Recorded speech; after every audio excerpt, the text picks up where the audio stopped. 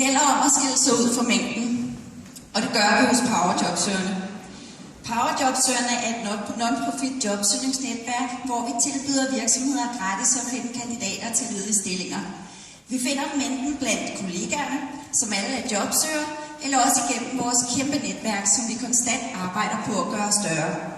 Det gør vi 2 gange om ugen rundt omkring i landet. PowerJobsøgerne har været igennem en rivende udvikling de sidste 8 måneder. Vi er blevet en landsorganisation, og vi har fået et sekretariat med en ansat. Det har vi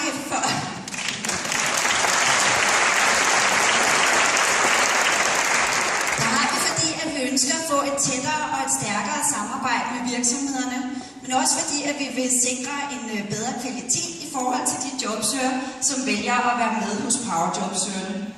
Med den nye afdeling i Rødovre er vi nu 7 afdelinger.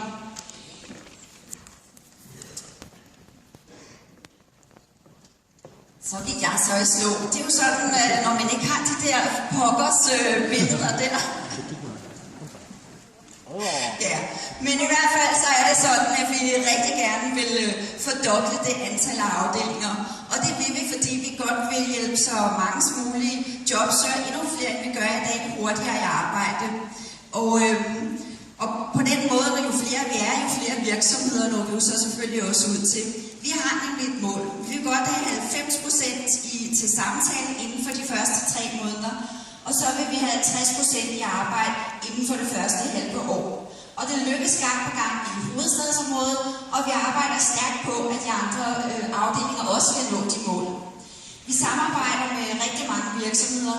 Vi har mange, der også støtter os i vores daglige arbejde, blandt andet Jobindex. Jobindex har altid støttet os lige fra starten, og vi vil godt benytte lejligheden til at sige mange tak, Jobindex og Kåre. Uden jer var vi slet ikke nået så langt, som vi er i dag. Det sidste minut vil vi bruge traditionen tro. Vi er blevet lidt kendt for at skyde festen i gang, og vi giver hinanden power her i vores hverdag hos PowerJobsøgerne, og lidt af den energi vil vi godt give videre til jer. Så rigtig god fest for fyret.